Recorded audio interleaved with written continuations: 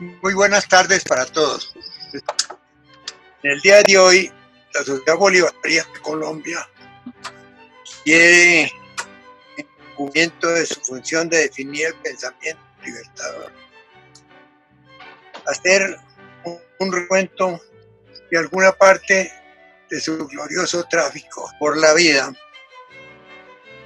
y mostrar algunos aspectos importantes de nuestra historia republicana.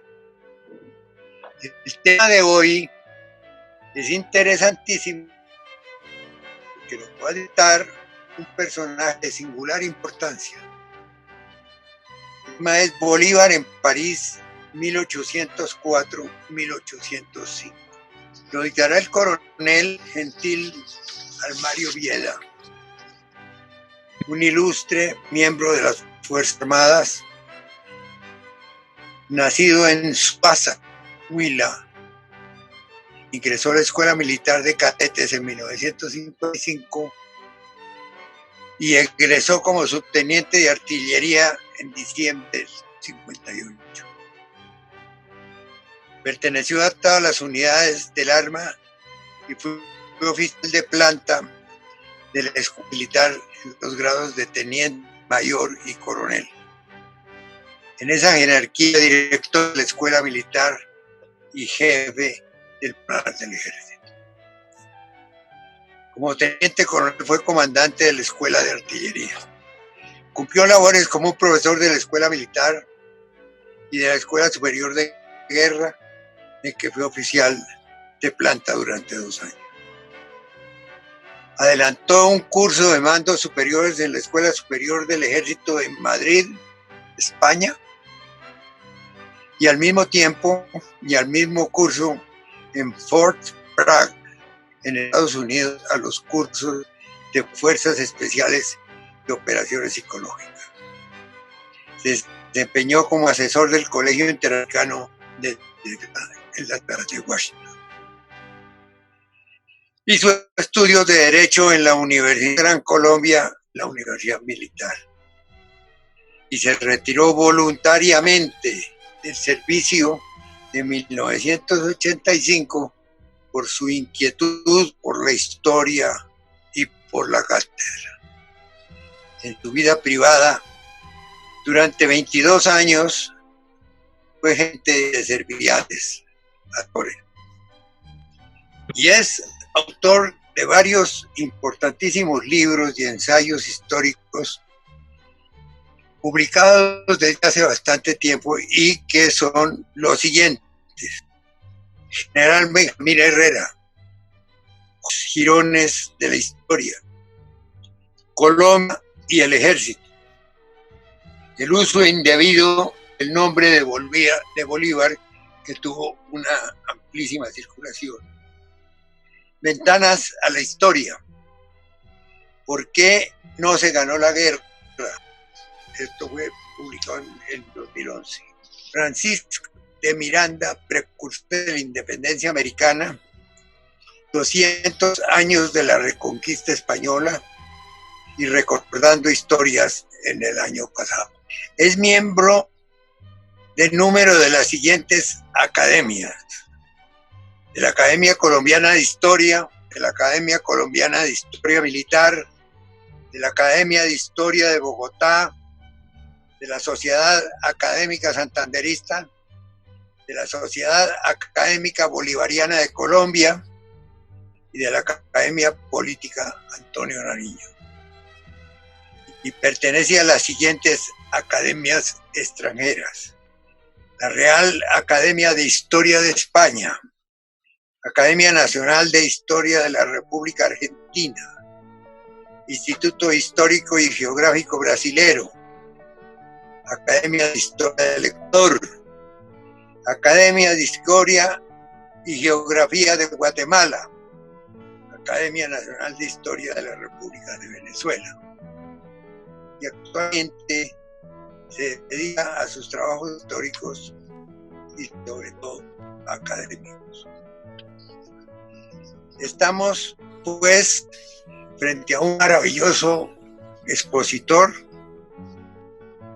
Cumple con una función maravillosa dentro de la sociedad bolivariana, que es el recuento muy cuidadoso de la historia. En esta fecha estamos buscando la manera de rendir un homenaje a nuestras gloriosas Fuerzas Armadas cerca del 20 de julio. Y así como hoy, nuestro coronel va a hablar sobre Bolívar en París, 1804-1805, que es un antecedente importantísimo de nuestra campaña libertadora. En la próxima conferencia, dentro de 8 días, será dictada por el almirante Enrique Ospina Cubillos sobre el almirante Padilla. Y el 30 de julio, donde termina este homenaje que le hacemos a las Fuerzas Armadas y a la Armada Nacional, terminará con la conferencia del almirante Luis Carlos Jaramillo sobre Bolívar en Cartagena. Estamos pues frente a un expositor de primera categoría, uno de los mejores historiadores que tiene Colombia, hombre de una conducta intachable y uno de los más vigorosos defensores de nuestros principios y de nuestras realidades históricas. De manera que con el mayor orgullo y gusto les doy la palabra al ilustre historiador coronel Gentil Alvieda. Señor doctor Miguel Santamaría Dávila, presidente de la Sociedad Bolivariana de Colombia. Señor Mayor General Juan Salcedo Lora, vicepresidente. Distinguidos miembros de la Sociedad Bolivariana, señores asistentes. Una gran satisfacción la que siento hoy como miembro de la Sociedad Bolivariana por invitación de su presidente para referirme a un aparte de la vida de Bolívar, que entrando en materia para no perder tiempo, tiene los siguientes detalles. Para hablar de Bolívar y en particular de algún aspecto de su vida, dada la amplitud del tema y la complejidad de su existencia, es indispensable hacerlo ubicándose en el tiempo y en la historia, precisando el objetivo de pretensiones de quien escribe, el auditorio y el método para intentar alcanzar el cometido. Se trata de una videoconferencia dirigida a la Sociedad Bolivariana de Colombia ante la imposibilidad actual de llegar a ella por medio de la acostumbrada conferencia. Teniendo en cuenta que nos ocuparemos del personaje en plena juventud, es mandatorio ubicarlo en el tiempo y espacio. Es oportuno principiar expresando que pretendemos asomarnos muy solamente a una época de la vida del libertador, pero sin perder lo fundamental, que son el sentido académico e histórico. La sociedad bolivariana ha sido y es rigurosa con los objetivos que siempre se ha impuesto y logrado en la exaltación de la imagen del padre de la patria y el respeto por la historia. Es claro para nosotros y para Colombia que en historia no hay patria, y que esa es la razón por la cual seguimos, aunque todavía sin éxito, en la lucha para que vuelva a ser realidad su enseñanza a nivel nacional. Conscientes como estamos de que los enemigos de Colombia quieren por todos medios destruirla, tergiversarla, desdibujarla y demeritarla como mínimo con argumentos torcidos, ideológicamente con la ayuda de centros de educación superior y especialista.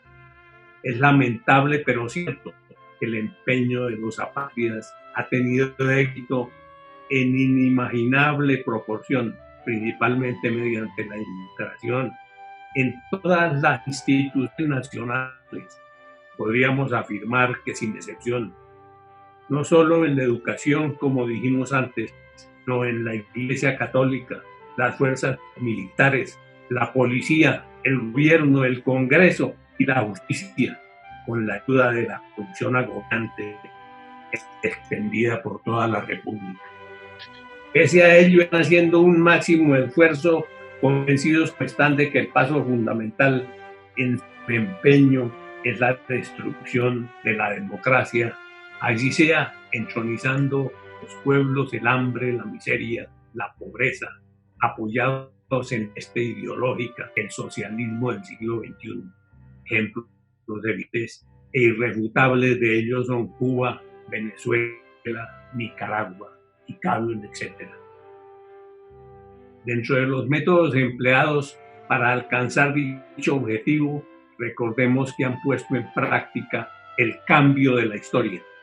Consiste en escribir otra historia en concordancia con la ideología torcida que ganan en pro de los objetivos por alcanzar.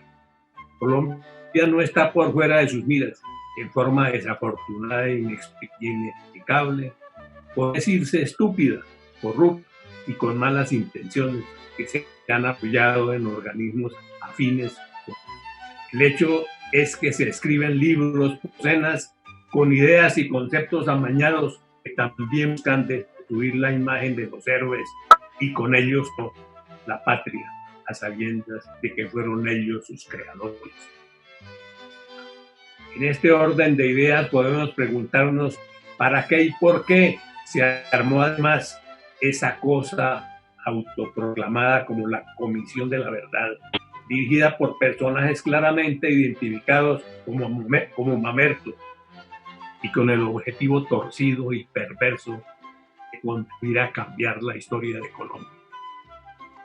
Cabe de manera oportuna la pregunta, comentario hecho en un reportaje al respecto en un diario nacional. Comillas. Aquí necesitamos que nos cuenten las verdades que no sabemos y no que nos cambien las que ya sabemos. Cierra comillas. En lo que respecta a las fuerzas militares, es oportuno hacer mención de lo expuesto por un articulista en una publicación de alta difusión en la cual trata el tema de la crisis, frases como las siguientes: no necesariamente estamos de acuerdo. Puede tratarse de una crisis de identidad moral e histórica en las fuerzas militares. De moda hablar de ello por circunstancias conocidas. Continúa la cita.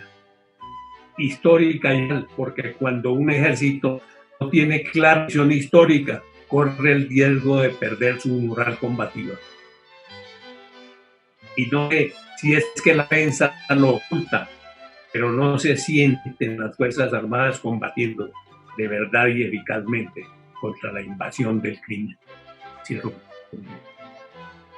Es bueno aclarar que la referencia carece de conocimientos militares profesionales, pero las ideas en general, lógica y asidero.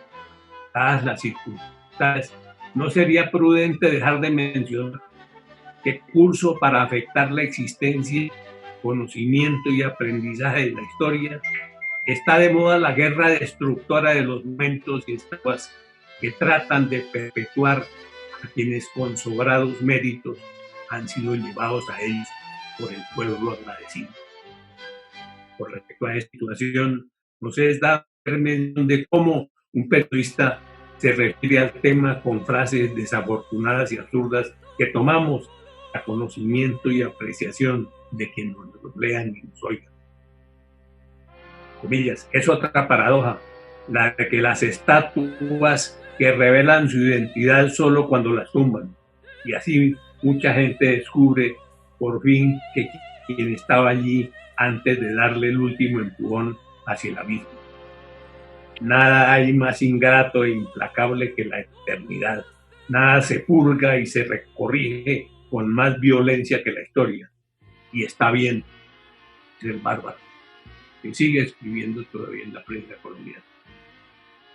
En el periódico El Tiempo, un servidor semanal en la editorial rebuzna de la siguiente manera en referencia al mismo tema. Están atacando estatuas en todo el mundo, desde la de un esclavista inglés al que pocos recaban, hasta la de Churchill, Lincoln, Rey Leopoldo. Aguanta revisar la historia, tenerla presente para que no creamos cualquier mito que nos hayan contado, y si hay que tumbar estatuas y dejar de exaltar a ciertos personajes, me parece, y con retroactividad, como está pasando. Cierro conmigo. Suficientes barbaridades para pensar en ellas. Abundando un poco en la materia, digamos que destruir monumentos es una manera de maldecir, condenar o destruir la memoria y herir profundamente el centro histórico de una sociedad. En la Grecia clásica, una estatua no representaba, actualizaba la presencia de un ser ausente, era su presencia. Termina el autor citado su artículo expresando: es cuestión de supervivencia, que no será así. Tras de decapitar las estatuas, vendrán por nuestras cabezas. Entrando en materia, diremos que sin fechas no hay historia. Puede haber novela, cuento, crónica, etc. Por aquí principian sus enemigos para desacreditarla, apoyándose en la ignorancia y fieles a las enseñanzas recibidas. Las fechas son la columna vertebral de la historia y ella es el único recurso para enseñar a los pueblos a construir su futuro. Buscar eliminarlas es el método perfecto para esclarecer la verdad, que viene reforzado por la ideología fascista, comunista, socialista, progresista, hoy difundida en colegios, universidades e inclusive en escuelas militares, asociaciones, sindicatos, etc. Los ejemplos son abundantes, contundentes y lamentables.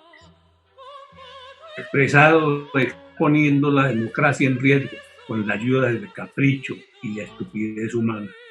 Los enemigos de Colombia no han alcanzado el éxito tan ansiosamente buscado porque todavía nos queda historia defendida por las academias e instituciones afines.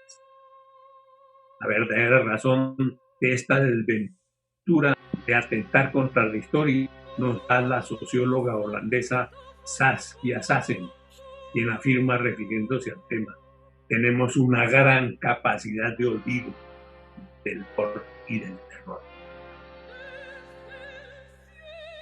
Fechas y datos fundamentales. Entrando en materia ya con relación al Libertador. Fueron padres del Libertador Juan Vicente Bolívar y Ponte y María de la Concepción, Pachos y Blanco. Pertenecían ambos a la clase social muy particular formada en Caracas durante la colonia. Estos eran los mantuanos, la clase criolla más alta a la que pertenecían los Bolívar y los Chivas. Ricos, blancos y excepcionalmente favorecidos, eran la columna vertebral del Imperio Español en Venezuela y supervisaban todos los activos de la colonia al mando de sus tropas. En Caracas se decía que 9 familias integraban sus filas. Los mantuanos lucían escudos de armas tallados en grandes losas sobre sus brazos. Usaban elegantes sombreros y bastón. Sus esposas eran las únicas a las quienes se les permitía usar mantillas o mantuas, unos velos que marcaban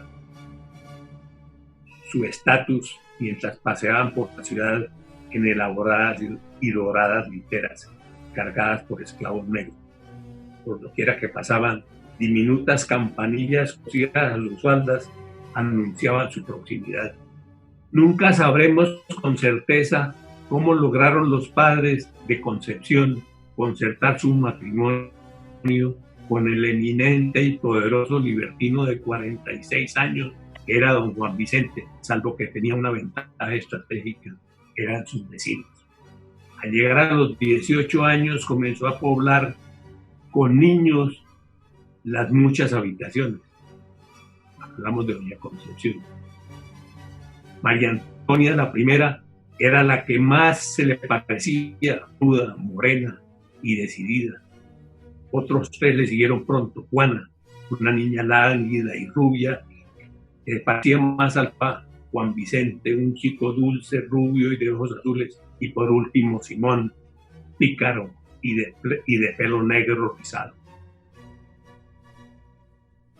Nace en Caracas el 24 de julio de 1783 y es bautizado en la catedral el 30 de ese mismo mes con el nombre de Simón Antonio José de la Santísima Trinidad por el presbítero Juan Félix Jerez y Aristilleta, pariente cercano de todos ellos, que contribuye a su ya cuantiosa fortuna asignándole gran parte de sus propiedades como dote.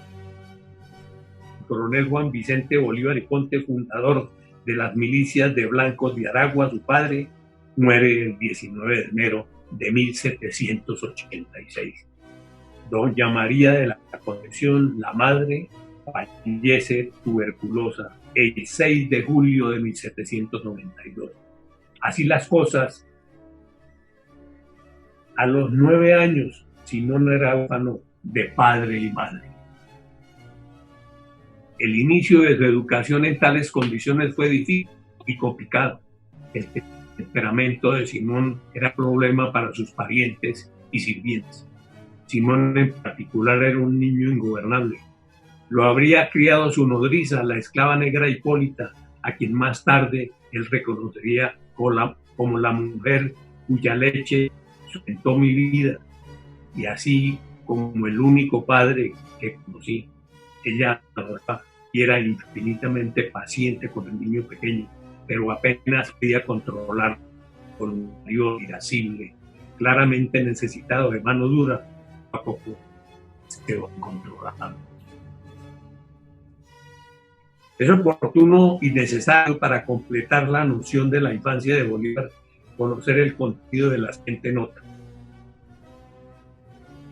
Prosiguen andando los años y con la muerte del abuelo Feliciano, nuevos cambios se producen en la existencia de Bolívar. Casada desde 1792, la hermana mayor, María Antonia, vive con su marido, don Pablo, Clemente y Francia. Los otros, Juana, Juan Vicente y Simón, están distribuidos en las casas de sus tutores.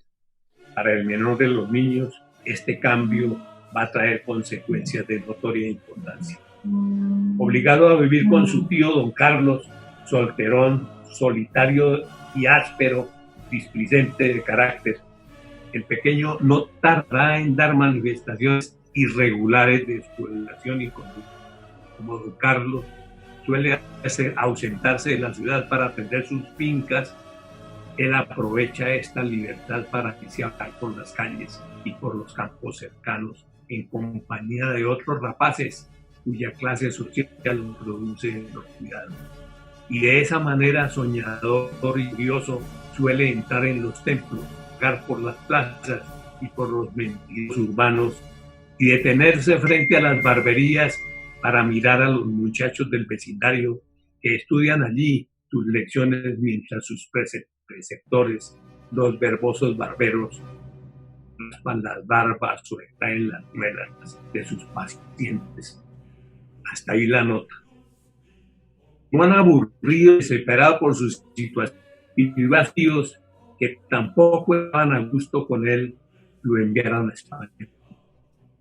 Lo embarcaron en La Guaira el 19 de enero de 1799 en el buque San Ildefonso, reconocido por la historia. El 2 de febrero llegaron a Veracruz, México, para cargar 7 millones de monedas de plata y luego dirigirse a Cádiz con una escala en La Habana. Por dificultades varias, especialmente de seguridad, no pudo el navío zarpar de acuerdo a lo planeado y debió permanecer en Veracruz por mes y medio, tiempo que aprovechó Simón para viajar a Ciudad de México y disfrutar a sus anchas de la ciudad y de sus distracciones. El 20 de marzo reanudado el viaje se prolongaría por 72 días para terminar después en una tremenda tormenta en el puerto vasco de Santo Tomás. Según su tío Simón, llega a Madrid bastante apuesto. No tiene ninguna educación en absoluto, pero tiene la voluntad e inteligencia para adquirirla. Y aunque gastó bastante dinero en el viaje, llegó aquí hecho un completo desastre. Le tengo mucho cariño y aunque hay que cuidarlo mucho, atiendo con gusto sus necesidades. Hasta ahí su tío.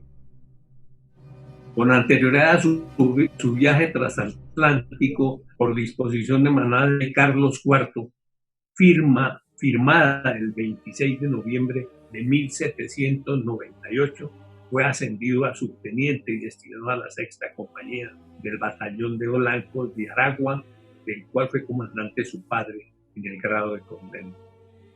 En el año anterior había sido asignado,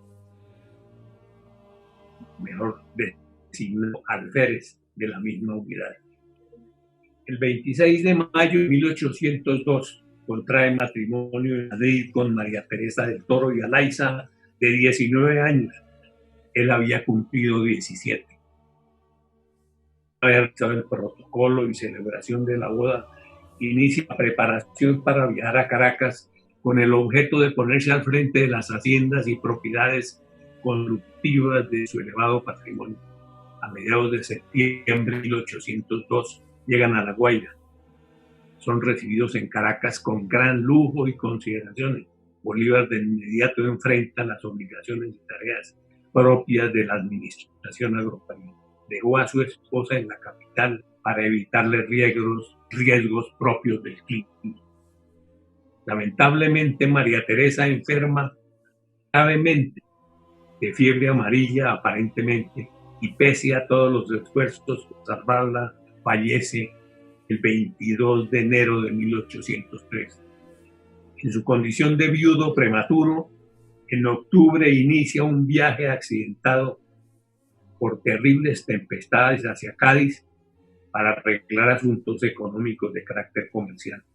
Cumplida dicha labor, se dirige a Madrid para visitar a su suegro, don Bernardo Rodríguez.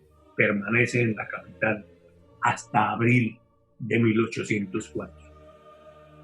Su vida en Francia. A principios de mayo viaja a París, en donde se instala en un buen hotel de la calle Vivienne.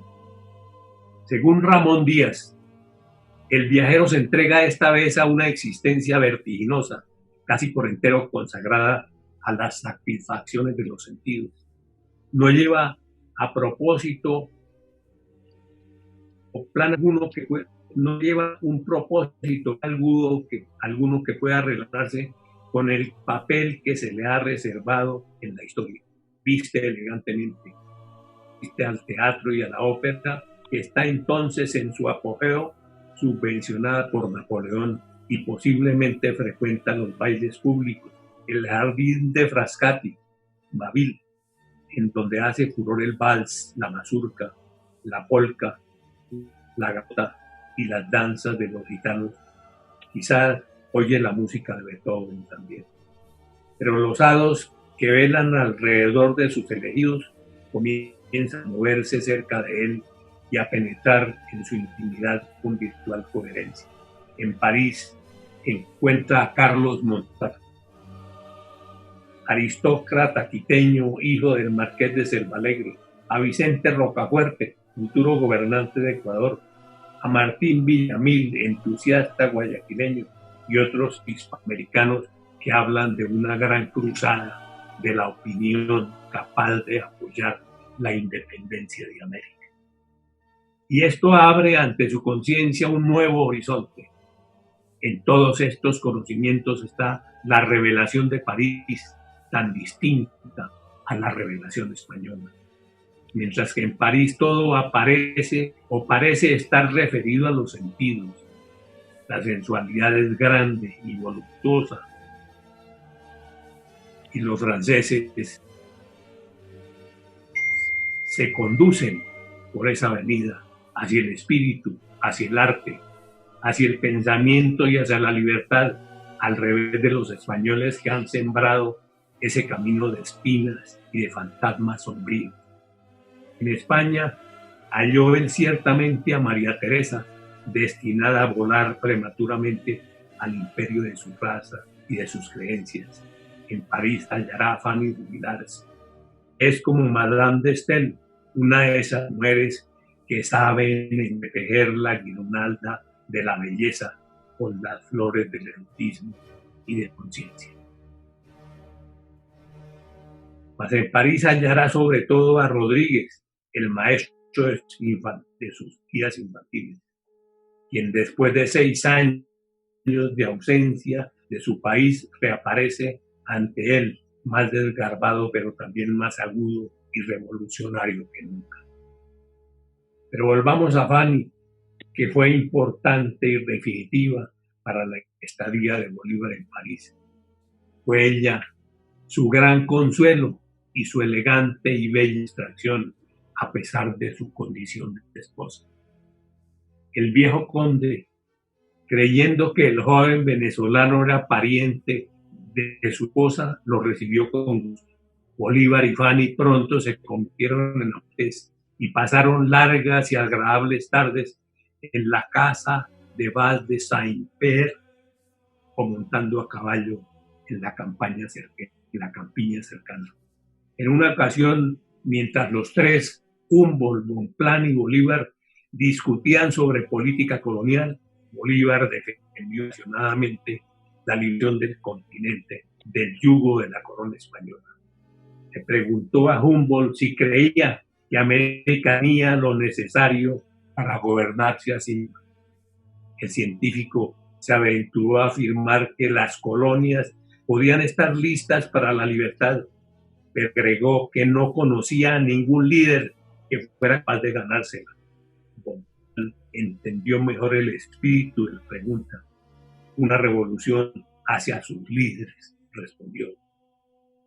Si Bolívar se consideraba a sí mismo ese líder, en aquel preciso momento no podemos saberlo. Era la crisalidad de lo que había de ser. Apenas tenía 21 años. Pero durante esa visita creció el germen de una idea política. Un hombre podía cambiar el curso de la historia. No había mejor ejemplo para eso que Napoleón. Y América del Sur era una tierra llena de posibilidades. Se lo había dicho Bolívar. Se lo había dicho a Bolívar, el mejor científico de su generación.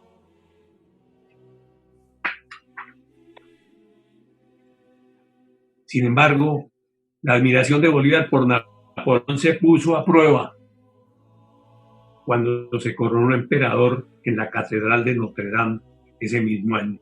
No está claro si Bolívar vio el espectáculo el 2 de diciembre de 1804 o fue testigo del desfile triunfante, los espléndidos coches, las túnicas de armiño, el refugio de adoración de las multitudes. Simón Rodríguez recuerda, comillas, en ese día tan notable y feliz para los franceses, Bolívar y yo decidimos quedarnos en nuestro hotel.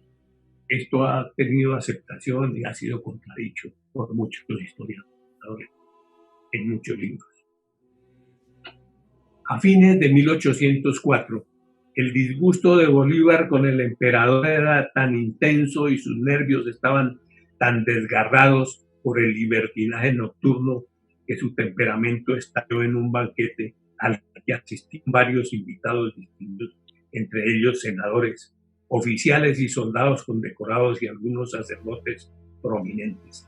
Se quejó con tanta fuerza contra Napoleón y provocó tal indignación que la discusión degeneró rápidamente en una pelea a gritos. Acusó a Napoleón de ser un traidor a la libertad y culpó a los clérigos presentes en la mesa de ser demasiado fanáticos en favor de Napoleón. La noche terminó mal. Los invitados se dispersaron de improviso. A la mañana siguiente Bolívar se sintió obligado a escribir una carta al coronel Mariano de Tristán, quien había dado presente y subido que Bolívar había de abandonar el país. Fue en su casa. Bolívar no estaba bien. Su vida sin límites finalmente había conseguido lo mejor de él. Había perdido una fortuna en las mesas de juego parisinas y tenido que pedirle prestado dinero a Fanny, una humillación que no podía repetir. Jugó una vez más, pagó la deuda y dejó de apostar para siempre. Pero mientras Europa se deslizaba hacia el invierno y el frío le taladraba los huesos, se debilitó y enfermó. Simón Rodríguez, al ver a su antiguo alumno al borde del colapso físico y nervioso, que sugirió que una excursión de primavera, un paseo largo y sin prisa por Francia e Italia, con clima cálido, sería precisamente lo que revivificaría al joven agotado. Antes de avanzar en el tema de fondo respecto a Bolívar en París, veamos lo que nos dice Cornelio Hispano sobre Fanny de Milars. Bolívar compartió su vida en París entre el estudio, la sociedad y el juego. A la vez, comenzó a germinar en su cerebro la idea de la independencia de América. Tal era el estado del espíritu cuando principió a frecuentar los salones de Madame de Villars. Su nombre de soltera era Fanny Florian Aristilleta, hija de una Aristilleta prima de Bolívar, que casó con el barón de Florian. Tenía entonces Fanny 28 años y su marido, de Villars, 44, y estaban casados desde 1796. El salón de Madame de Villars, que rivalizaba en el París tan brillante del consulado y de los primeros tiempos del imperio con el de Suger, de Madame de Villeran, de Madame Foucault, de Madame Foucault, que también visitaba a Bolívar, ofrecía todo el ingenio, toda la gracia que era posible desear. Allí se presentaban a veces las reinas del día, Madame de Recamier, Madame de Estel, generales ilustres como Dignot y Eugenio de Beauharnais, sabios como Humboldt, Talma, el famoso secretario de la comedia francesa, a quien Bonaparte colmaba de favores. Impulsivo, razonador y diserto, Bolívar ocupaba en aquella sociedad un puesto de primer orden. No tenía que hacer en voz alta de su fe liberal en aquellos momentos. En los más avesados juzgaban oportuno atenuar los matices de sus opiniones y llevaba a aquel medio refinado una nota de exotismo, algo brusca, cuyo arresto espiritual interesaba y se imponía a todos. Bolívar era entonces un caballero de noble y bello continente. Donde él se encontraba no se podía fijar los ojos en otra fisonomía como la suya. El magnetismo irresistible que más tarde amasó en su presencia a uno de sus temibles enemigos emanaba ya de toda su persona. Bajo los párpados ligeramente pesados, ornados de largas y arcadas cejas negras, aparecían destellos de sus pupilas sombrías. Su tez era mate y cálidamente dorada, la frente alta, la nariz larga y correctamente moldeada, la boca firme, el labio superior sombreado por un bozo incipiente. Las patillas rubias contrastaban con una cabeza negra que caía sobre el cuello y espalda, de mediana talla y estrecho busto, elegante esbelto, y afectaba el más elegante gesto de cultura en todos sus ademanes. Pero la vivacidad de su rostro, su voz aguda y sonora no se adaptaban al cuadro distinguido de un salón, y la figura de Bolívar parecía que debía destacarse mejor en un vasto panorama vibrante de sol. Incierto su destino, Bolívar busca en los placeres del indispensable alimento del alma, el libertinaje, la pasión, el juego, todos lo absorbieron. Bolívar necesitaba un confidente, un alma que se hermanara con la suya, un corazón que latiera en concierto con el suyo. Perseguido por una idea, era menester confiar su secreto a alguien. Era el fin de noviembre. Bolívar dejó la Rue Vivian, otra más tranquila, la Rue de Lancry. Allí vio al sosiego y a sus libros. Fanny oyó admirada a aquel hombre que soñaba con la libertad de un mundo. No sonrió ante tales ilusiones, ante el bien. Fue la primera persona que tuvo fe en él. Fue su primer sectario. Bolívar le abrió su corazón y la hizo depositaria de su secreto. Ella lo alentó entre agasajos y besos por el camino de la gloria. Fanny lo alejó de las mesas de juego. Por sus súplicas retiró para siempre del tapete verde.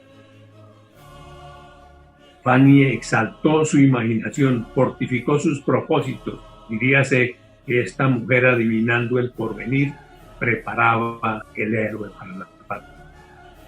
En abril de 1805, después de 10 meses de desorden de París, Bolívar pasó a Italia. Harto de deleites, festinado de opulencia, iba desalado en pos de nuevos aires y nuevas aventuras. El amor de la patria renacía en su corazón, sustituyendo a todas las demás atracciones de su vida. Más tarde Bolívar regresó a París para dar su último adiós a Fanny. En recuerdo de aquel amor, le regaló una sortija con la fecha memorable del 6 de abril de 1805. La familia Trobriand cayó más tarde en desgracia. El barón dejó el servicio militar y la miseria parecía cernirse sobre aquella opulenta casa. En 1827 vino a Colombia el barón de Trobriand, hermano de Fanny, y recibió excelente acogida de Bolívar, regresando a Europa altamente satisfecho del libertador. Después, el sepulcro, la leyenda, el olvido y algún poeta amigo del pasado, de las cartas lujosas, de los libros amarillentos, que conmovidos sueña con los amantes que enmudeció la muerte. El 6 de abril de 1805 salen Bolívar, Rodríguez y Fernando del Toro de París a Lyon para continuar a Turín, en donde asisten a la coronación de Napoleón II en la catedral en una espléndida ceremonia el 26 de mayo de 1805. De Turín salen en dirección a Venecia, luego van a Ferrara, a Bolonia, a Florencia y a Perugia.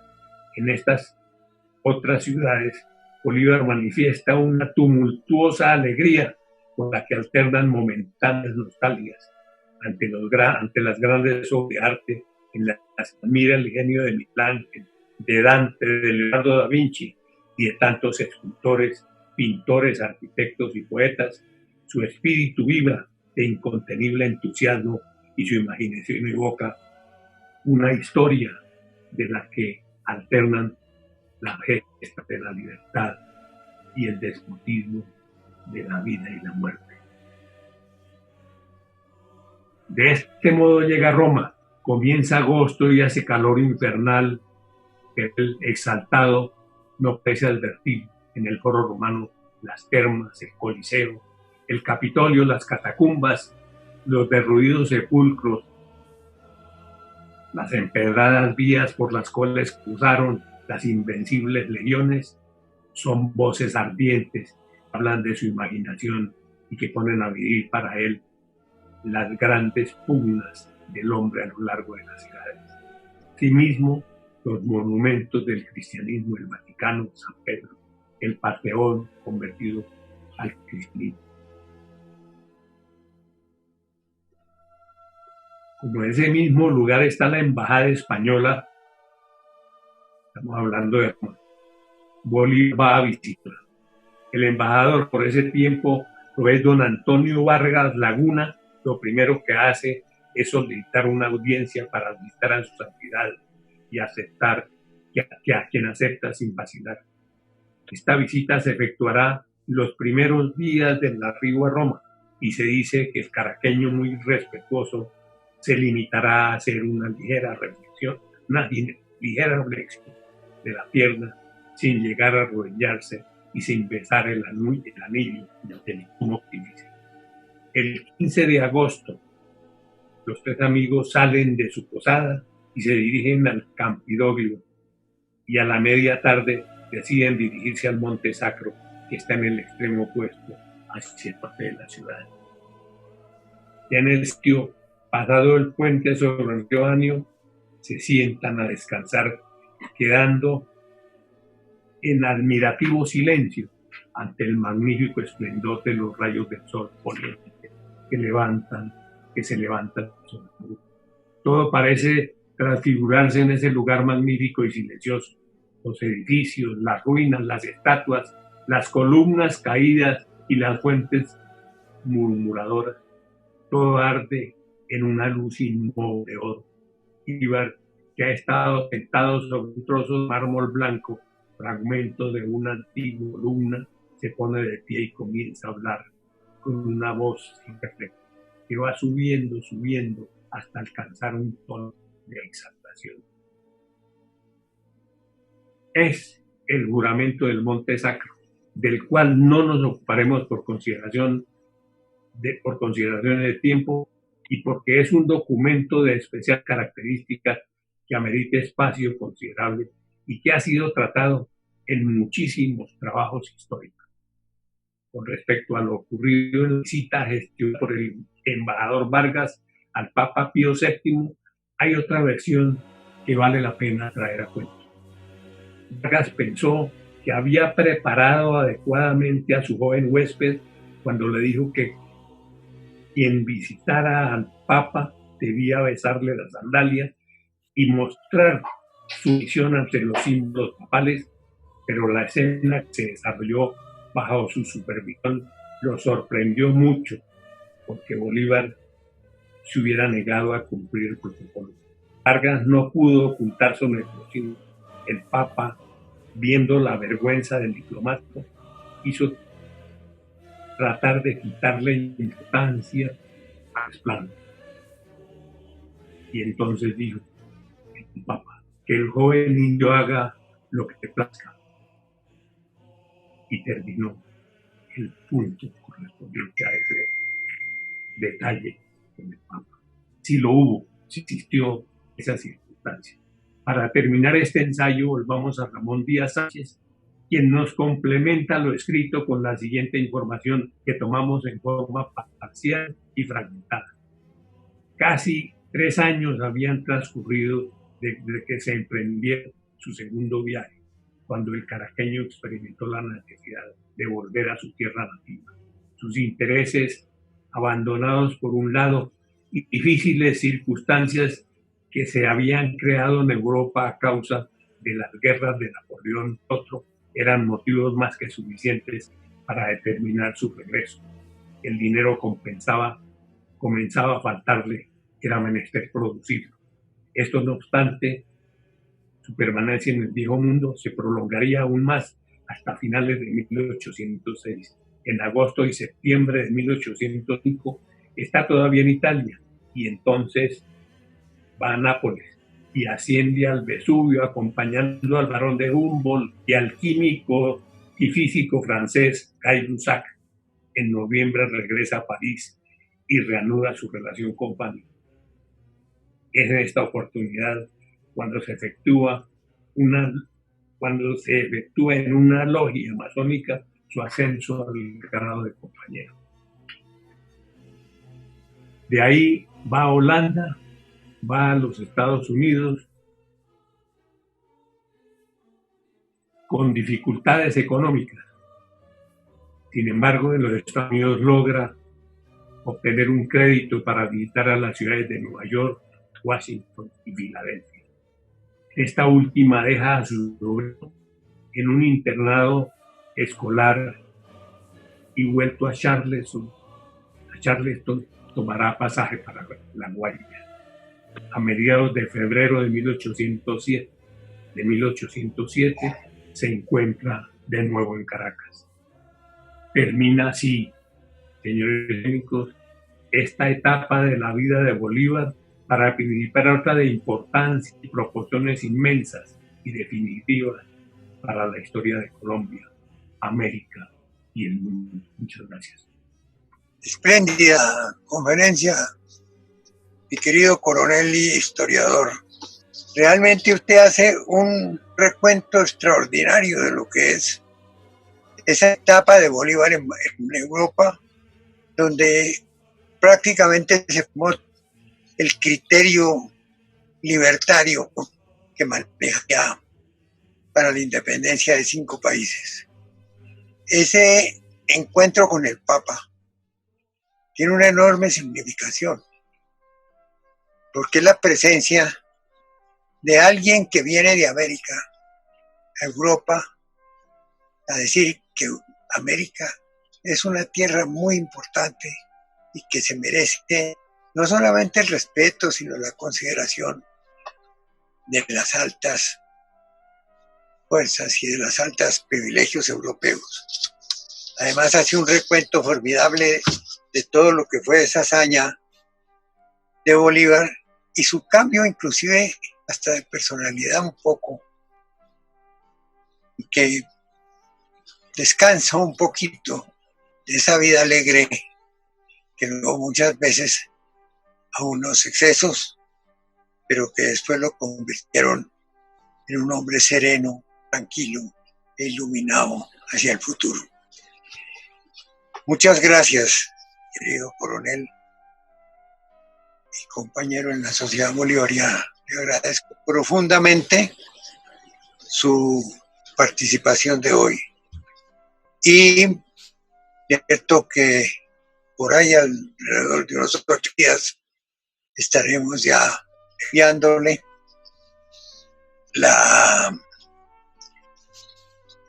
el recuento de su conferencia arreglado para que lo pueda guardar y presentarlo en cualquier parte como un modelo de conocimiento y de historia de su país. Abrimos un momento los micrófonos para pedirle a la gente que tenga algún comentario a mi coronel Almario para que él le responda con esa clarividencia que tiene sobre la historia y sobre todo sus más notables secretos y vivencias. ¿Alguien quiere? Manuel Moreno, Amorí. Tanto sé que nada sé, decía el filósofo griego Sócrates, nacido en Atenas antes de Cristo.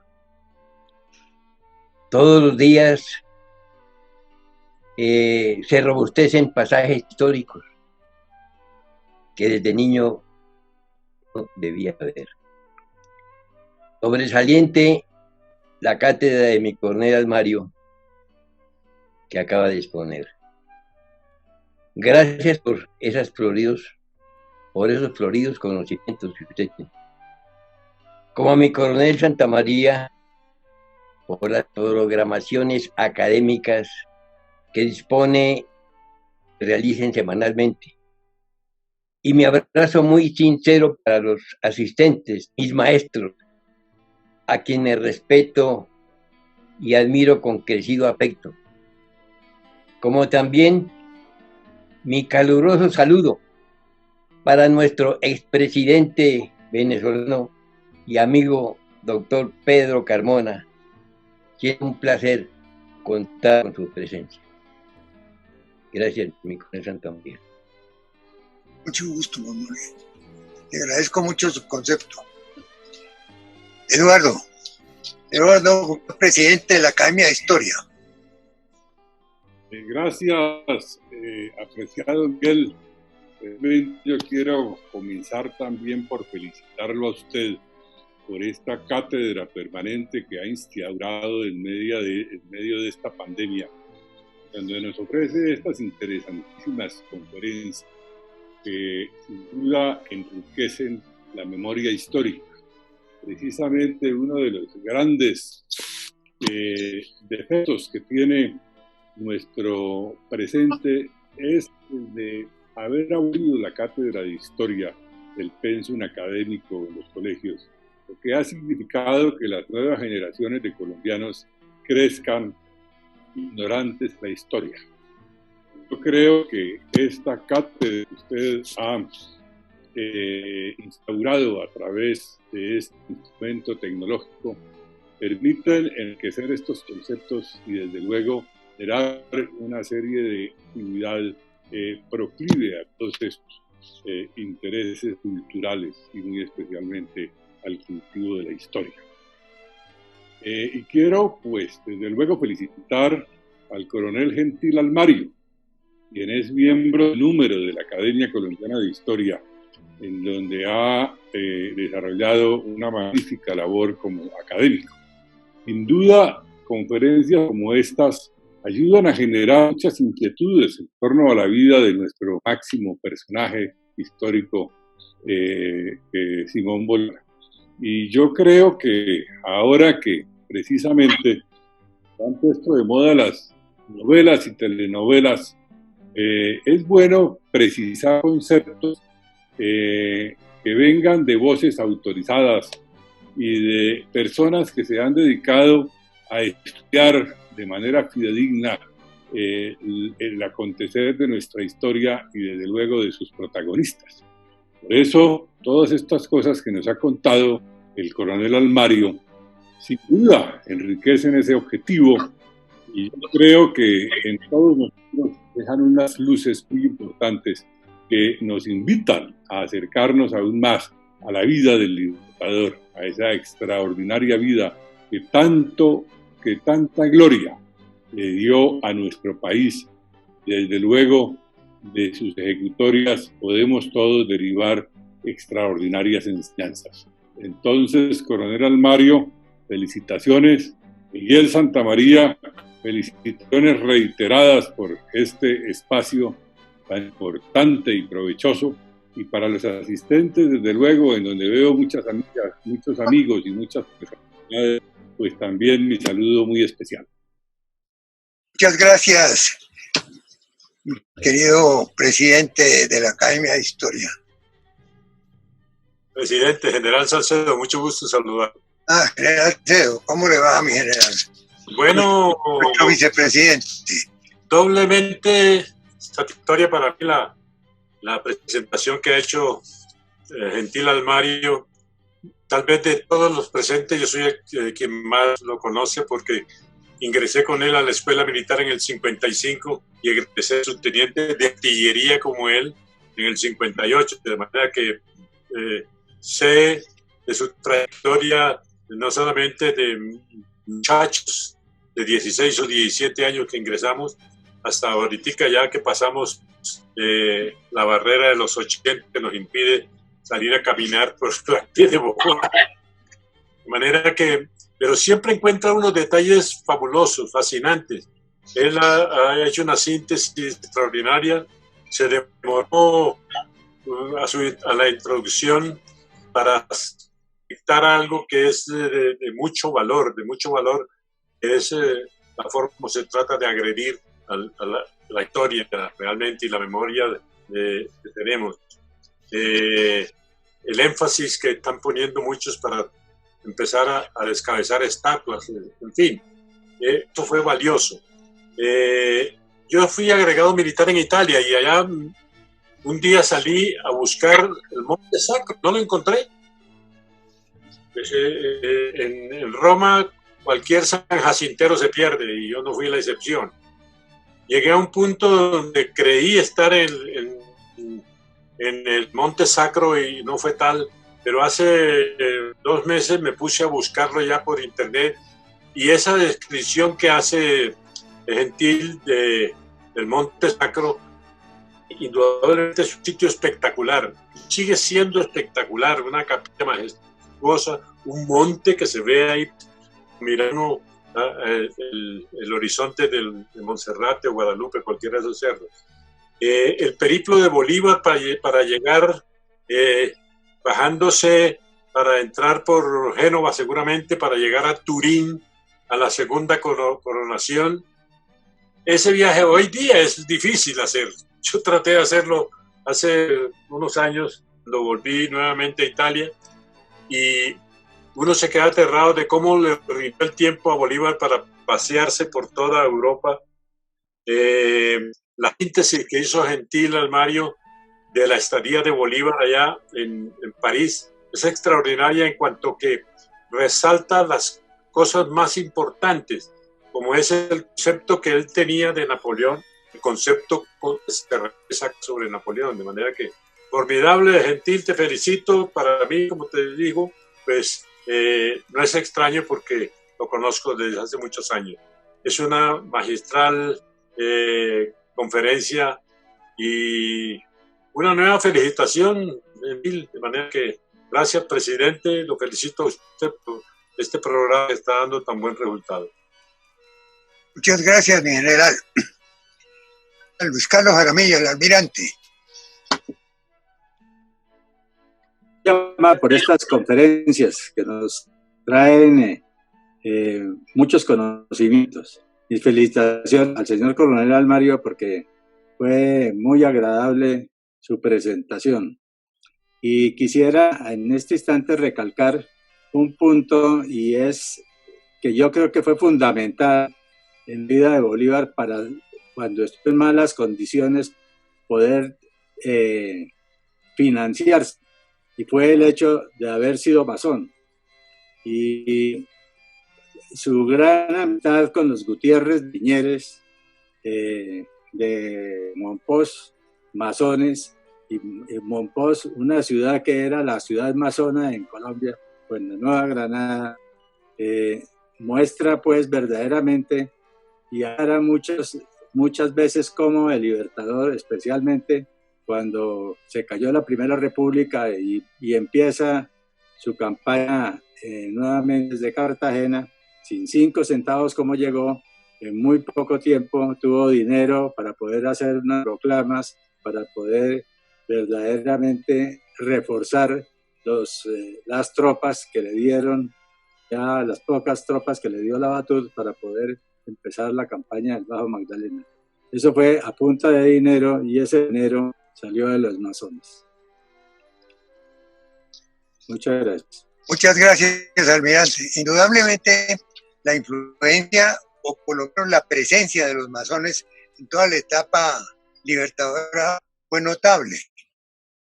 No solamente por la presencia de casi todos los líderes como miembros de la masonería, y de allí recibiendo pues muchos recursos para hacer sus campañas y lograr sus resultados. De todas maneras, les agradezco profundamente su presencia en el día de hoy. Hemos escuchado de verdad una conferencia iluminante, porque en realidad los detalles que nos ha traído el coronel Almario son verdaderamente extraordinarios. Eso aclara lo que al principio les referí, que él es uno de los mejores investigadores y uno de los más notables historiadores que tiene el país. Y por eso le agradezco infinitamente que nos haya complacido en esta conferencia, que en realidad acredita enormemente su calidad. Y veo con verdadera satisfacción que la presencia de ilustrísimos colombianos en el día de hoy es verdaderamente muy satisfactorio, porque estamos viendo presidentes de las más altas academias del país, personas con una experiencia extraordinaria y con conocimientos envidiables que han querido unirse a nosotros en este esfuerzo por revivir la historia profunda del país que se desconoce y sobre todo que estamos sujetos a una permanente agresión, parte de extremistas que tratan de borrar la historia para acomodarla a sus perversas necesidades. Les agradezco profundamente a todos los que nos han acompañado, que ya es un número muy grande, porque hemos pasado ya de 100 personas que se nos han hecho presentes, y quiero hacerles la cordial invitación al homenaje que seguimos haciéndole a nuestras fuerzas militares, pero en especial a la Armada, con la conferencia que tendrá lugar el próximo 16 de julio, donde el almirante Ospina nos va a deleitar con su conferencia, y el 30 de julio el almirante Luis Pedro Jaramillo, la parte de Bolívar en Cartagena, lo cual complementa muchísimo lo que estamos viendo en esta conferencia de hoy del coronel Gentan Mario, que demuestra un conocimiento y una preparación histórica verdaderamente admirable. Quiero saludar también al doctor Jorge Cárdenas y al expresidente venezolano, a todos los amigos aquí presentes, invitarlos calurosamente para dentro de 8 días que estaremos con un programa similar. Muchas gracias.